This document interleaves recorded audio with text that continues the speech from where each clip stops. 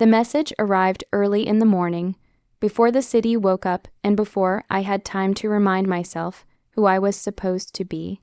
My phone buzzed softly on the bedside table, the kind of sound that usually means nothing important. I picked it up without thinking. It was from Dad. "Don't come to the reunion this year. Your sister's boyfriend is a senator. It's important this goes smoothly. I don't want anything awkward." I read it once, then again, and then slowly, like maybe the words would rearrange themselves into something kinder. They didn't. The room felt suddenly smaller, like the air had thickened. I sat up in bed, staring at the screen, my thumb hovering as if there was some perfect response waiting to be typed. There wasn't. How do you reply when your own father asks you to erase yourself for someone else's comfort? Awkward, that single word echoed in my head. I wondered when I had become that something inconvenient, something to be hidden. I thought back to every family gathering where I'd sat quietly, smiling, listening more than I spoke.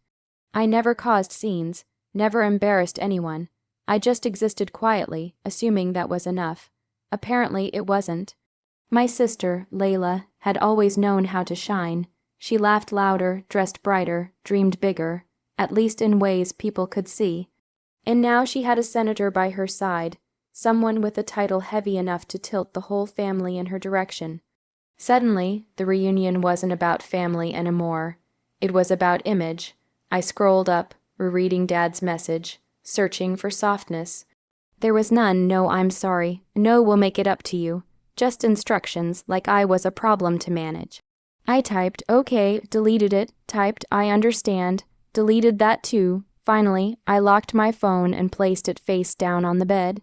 I didn't cry. That surprised me. Instead, a quiet ache spread through my chest, slow and heavy. It felt like realizing you've been standing outside a door for years, only to discover it was never meant to open for you. Outside, the morning sun began to rise, warm and indifferent. Life was moving forward, whether I was invited or not.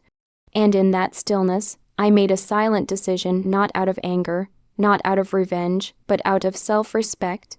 If I was so easy to leave out, then maybe it was time I stopped trying so hard to be included. I didn't go to the reunion.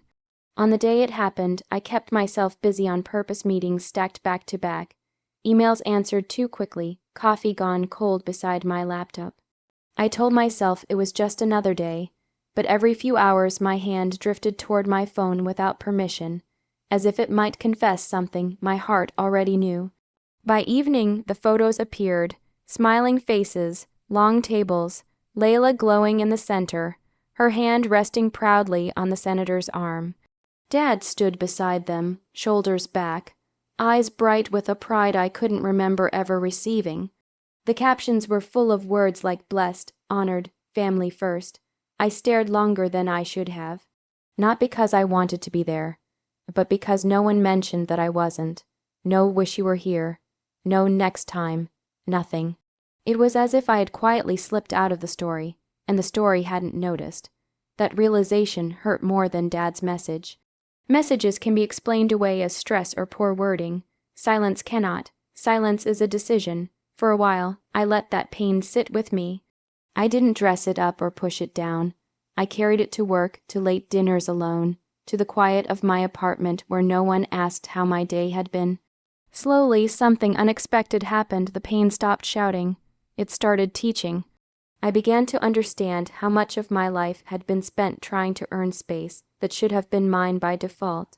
I had measured my worth by how little trouble I caused, by how easy I was to overlook. I thought humility was safety. It wasn't. In the weeks that followed, I focused on what no one ever paid attention to before.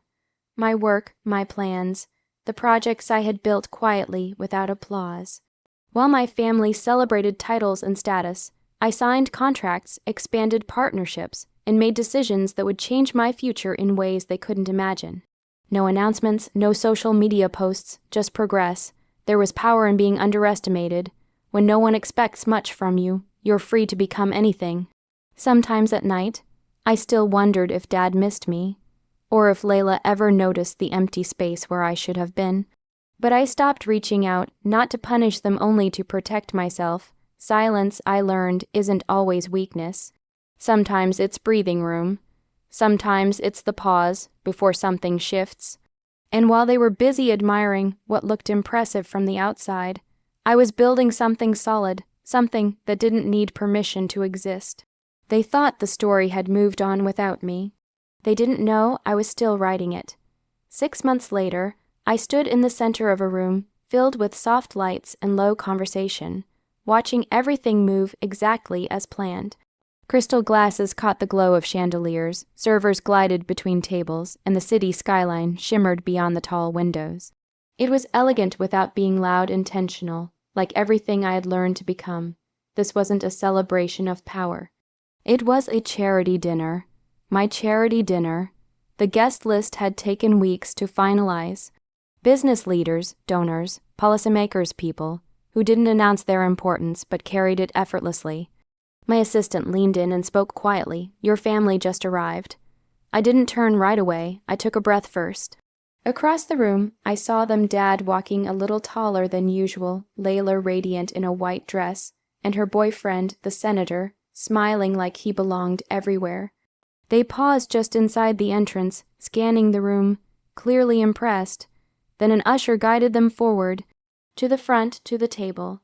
I watched the moment their steps slowed, confusion flickering across their faces. Dad adjusted his glasses. Layla leaned closer to read the card placed neatly at the center. Hosted by, my name. Dad stopped breathing for a second. I could tell. Layla's smile faltered, not from jealousy, but from shock. The senator frowned slightly, then recovered, schooling his expression into polite curiosity. That's when I walked toward them, no rush, no hesitation. Dad, I said softly, Layla. Their eyes met mine like they were seeing me for the first time. Not as background, not as an afterthought, as presence. You're hosting, Dad finally asked, his voice unsteady. I nodded, yes, thank you for coming. It means a lot. The senator stood and offered his hand. I wasn't aware of your involvement, he said carefully. I smiled, taking his hand. I prefer to work quietly. As the evening unfolded, conversations shifted. People listened when I spoke. Waiters looked to me for direction. Donors thanked me personally. From my seat at the head of the table, I felt something settle inside my chest, not triumph, not revenge. Recognition. I glanced at Dad. He watched me with a mix of pride and regret. Layla's eyes followed me too, thoughtful now, her confidence replaced with something gentler respect. For years, I had been invisible by choice and by circumstance. Tonight, I didn't announce myself. I didn't explain or defend. I simply took my seat, the one that had always been mine. The dinner ended the way meaningful nights often do, not with applause, but with quiet understanding. Guests lingered in small groups, voices softened by good food and honest conversation. I stood near the window, watching the city lights blink like distant promises when Dad approached me. He didn't speak right away. For the first time in a long while, he looked unsure of himself. I didn't know. He said finally, his voice low, You never told us any of this. I turned to face him. There was no anger left in me, only clarity. You never asked, I replied gently, and I stopped offering explanations to people who had already decided who I was. The words weren't sharp, but they landed. Dad swallowed, nodding slowly, as if each movement cost him something. I thought I was doing what was best for the family, he said. I didn't realize how much I hurt you. I know, I said, and I meant it. Understanding didn't erase the pain, but it softened its edges. Nearby, Layla hovered uncertainly, her confidence replaced with vulnerability. When she finally stepped closer, her voice was quieter than I had ever heard it. I should have noticed you weren't there, she said. I'm sorry I didn't. I looked at her and saw not a rival, but a sister who had been taught, just like me, to measure worth through attention. We were both playing roles, I said. Tonight doesn't have to be about that. She smiled then, small but real.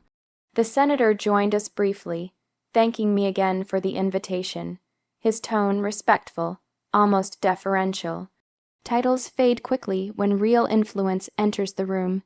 He shook my hand and moved on, and I realized how little his presence mattered now. What mattered was this moment standing whole, without needing approval. As the night wound down, Dad hugged me. It was awkward, imperfect, and longer than any hug we'd shared in years. "Next time," he said quietly, "we won't make that mistake." I nodded, accepting the apology without gloating, without conditions. Later, alone in my car, my phone buzzed with a message from Dad. "I'm proud of you. I should have said it sooner. I didn't reread it obsessively. I didn't need to." Because the sweetest kind of revenge isn't watching someone realize your worth. It's realizing you no longer need them to. I started the engine, the city stretching out before me, and drove forward knowing this. I wasn't invited to the table before. Now I build them,